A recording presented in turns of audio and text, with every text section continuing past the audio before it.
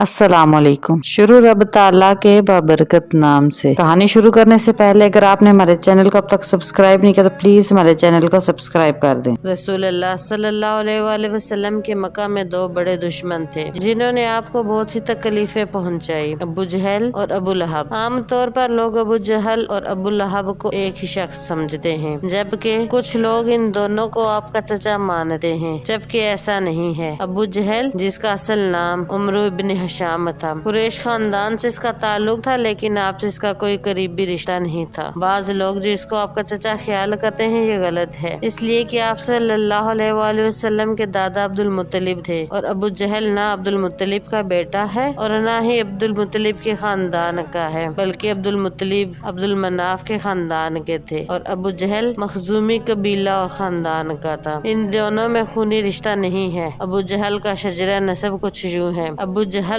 बिन हशाम बिन Mughira बिन अब्दुल्ला बिन उमर बिन Makhzum Qureshi अल मखजूमी अल है। अबू जहल जंगे बदर में अपने अंजाम को पहुंचा, जहां पर उसे दो बच्चों हजरत मऊज और माज रज़ियल्लाहु तआला अन्हा ने जख्मी किया और हजरत अब्दुल्ला बिन मसूद रज़ियल्लाहु तआला अन्हा ने इसकी गर्दन धड़ से अलग कर दी। तारीख में अक्सर अबू जहल को इस्लाम का सबसे बड़ा दुश्मन करार दिया जाता है, जबकि बारीकी से जांचा जाए अबू लहब इस्लाम और मोहम्मद सल्लल्लाहु अलैहि वसल्लम का सबसे बड़ा दुश्मन था, जो आपका हकीकी चचा भी था। अबू लहब का असल नाम अब्दुल उज़्ज़ा बिन अब्दुल मुत्तलिब था। इसकी असल कुनियत अबू उत्बा थी, लेकिन इनके वालिद हजरत अब्दुल मुत्तलिब इनके चेहरे की सुर्खी की वजह से अबू लहब पुकारते थे। जब अबू लहब को किसी ने बताया कि आपके छोटे भाई अब्दुल्ला के घर बेटा पैदा हुआ तो अबू लहब बहुत खुश हुआ। उसने एक लोंडी सोबिया को आजाद कर दिया जो ये खुशखबरी लेकर आई थी। अबू लहब इस्लाम के बड़े दुश्मनों में से एक था। जब हजूर अकरम सल्लल्लाहु अलैहि वसल्लम ने ऐलान नबूवत किया तब अबू लहब ने सख्त मुखालफत की, आपकी शान में गुस्ताखी पर उतर आया। जब खुदा की तरफ से रिश्तेदारों को दीन की दावत का हुक्म हुआ तो आपने कोई सफा पर चढ़कर कुरैश वालों को पुकारा। जब सारे इकट्ठे हुए तो आपने फरमाया, अगर मैं आपको कहूँ कि इस पहाड़ी के पीछे से एक लश्कर तुम पर हमला करने वाला है तो क्या तुम मेरी बात का यकीन कर लोगे? सब ने एक जुबान होकर कहा,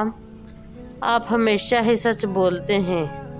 इसके बाद आपने फरमाया, मैं खुदा के हुक्म से तुमको एक सख्त अजाब से आगाह करने के लिए आया हूँ, जो दुश्मनों के हमले से भी ज्यादा खतरनाक है।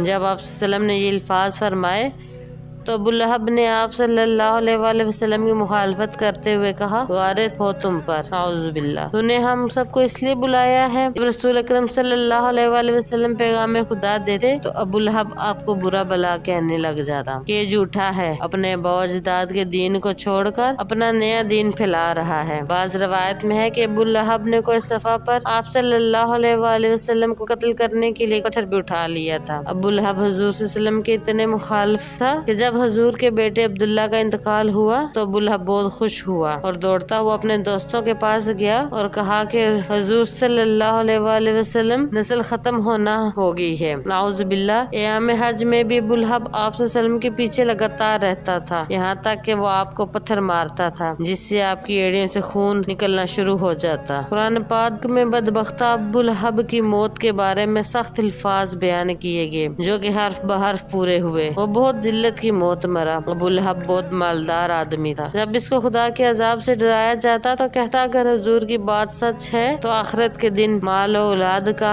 नजराना देकर अजाब से छूट जाऊंगा। इब्न इसहाक से मरवी है कि जब अबू लहब की बीवी उम्मे जमील को पता चला कि मेरे खावंद के बारे में सूरत नाजिल हुई तो एक पत्थर लेकर आपको मारने के लिए मस्जिद हराम में पहुंच गई। मस्जिद में हजरत मोहम्मद सल्लल्लाहु अलैहि वसल्लम अपने प्यारे साथी हजरत अबू बकर सदीक रज़ियल्लाहु तआला अन्हा के साथ आराम फरमा रहे थे। तो अल्लाह तबारक तआला ने उम्मे जमील की नजरों पर ऐसा पर्दा डाला कि इसको सिर्फ हजरत अबू बकर ही नजर आए। इसने पूछा कि मुझे मालूम है कि हजरत मोहम्मद सल्लल्लाहु अलैहि वसल्लम मेरी मजम्मत रजू करते हैं। खुदा की कसम, अगर मोहम्मद मेरे सामने होते तो मैं इसको पत्थर मारती। वो दुश्मन और मुखालफत की वजह से सल्लम को मुजम्मम कहते थे। ये कहकर वो वापस चली गई। कुरैश वाले जब मुजम्मम कहते तो आप फरमाते, ऐ लोगो, अल्लाह ताला ने किस तरह से سے ان کو صبر شکم مجھ سے پھیر دیا۔ وہ مزمم کو برا بلا کہتے ہیں، میں تو محمد خدا کا آخری رسول ہوں۔ ابو لہب قریش کا مالدار آدمی تھا، جس کا سود خوری کا کاروبار بہت وسیع تھا۔ وہ لوگوں کو سود پر چیزیں دے کر خود منافع حاصل کرتا تھا، یہاں تک کہ اس نے خانہ کعبہ سے سونے کا ہرن چوری کر کے بیچ دیا تھا۔ ابو لہب کی اولاد بھی نبی کریم صلی اللہ علیہ وآلہ وسلم کی بہت زیادہ دشمن تھی۔ ابن عسکر اور ابن اسحاق لکھتے ہیں کہ ایک دن ابو لہب کے بیٹے طیبہ نے یہ ٹھان لیا کہ وہ محمد کے پاس جا کر ان کے رب کے بارے میں بری باتیں کہہ کر ان کو اذیت پہنچائے گا۔ طیبہ بدبخت نبی کریم صلی اللہ علیہ وآلہ وسلم کے پاس آیا اور بہت سخت کلامی کی، اور سب بڑا جرم یہ کیا کہ آپ کے چہرے انور کی طرف تھوکا، مگر وہ ناپاک تھوک وجہ عطر پر گرنے کے بجائے دور جا گرا۔ اس کی گستاخی پر حضور اکرم صلی اللہ علیہ وآلہ وسلم نے دعا مانگی، اے اللہ اس پر کتوں میں سے کسی کتے کو مسلط کر دے۔ تو باپ نے خیال میں بڑا کارنامہ سر انجام دے کر اپنے باپ کے پاس آ گیا۔ ابو لہب نے پوچھا، پیارے بیٹے تو نے اس سے کیا کہا؟ اس نے بتایا کہ میں نے یہ اور یہ کہا۔ اس نے پوچھا، اس پر محمد نے کیا کہا؟ طیبہ نے بتایا کہ اس نے یہ بدعا دی۔ یہ سنتے ہی ابو لہب کا رنگ سرخ ہو گیا، کیونکہ وہ جانتا تھا کہ محمد صلی اللہ علیہ وآلہ وسلم کی کوئی بھی دعا ایسی نہیں جو قبول نہ ہو۔ اب وہ پل پل اپنے بیٹے کا خیال رکھتا۔ ابو لہب ایک دفعہ ایک قافلے کے ساتھ شام روانہ ہوا اور راستے میں ایک جنگل میں گرجا گھر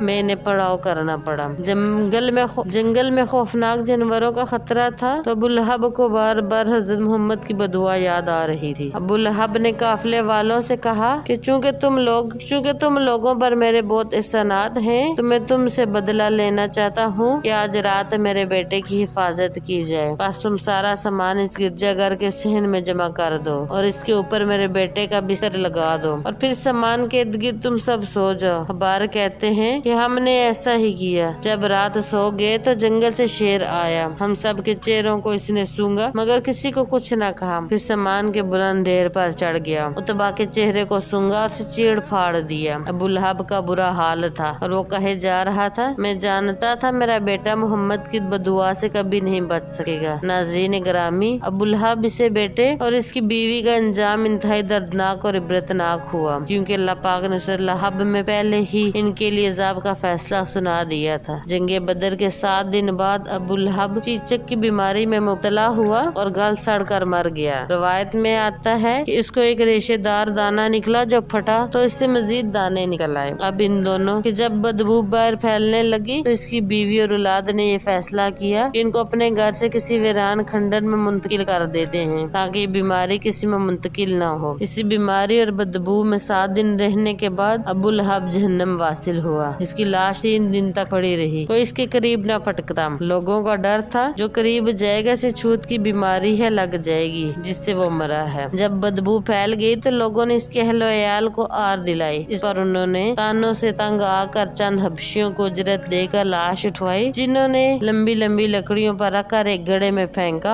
اور اوپر سے دور سے کھڑے ہو کر یوں پتھر پھینکے جیسے رجم کیا جا رہا ہو۔ اس کی بیوی جو ام جمیل کے نام سے معروف تھی، ابو سفیان کی بہن تھی، اس کا نام عروہ بنت حرب تھا، وہ بھی ایڑیاں رگڑ رگڑ کر مری، اور اللہ تعالیٰ نے ارشاد فرمایا، اس کی گردن میں مونج کی رسی ڈال کر اسے جہنم میں پھینکا گیا ہے۔ وہ اپنے قیمتی ہار پر فخر کیا کرتی تھی اور ڈینگے مارتی تھی کہ یہ قیمتی ہار بیچ کر محمد کی مخالفت میں لگا دوں گی۔ اللہ تعالیٰ نے اسی گردن میں وہ توق ڈالا جس سے شیطان بھی پناہ مانگتا ہوگا۔ اللہ تعالیٰ ہم کو بھی اسلام پر چلنے کی توفیق عطا فرمائے، آمین۔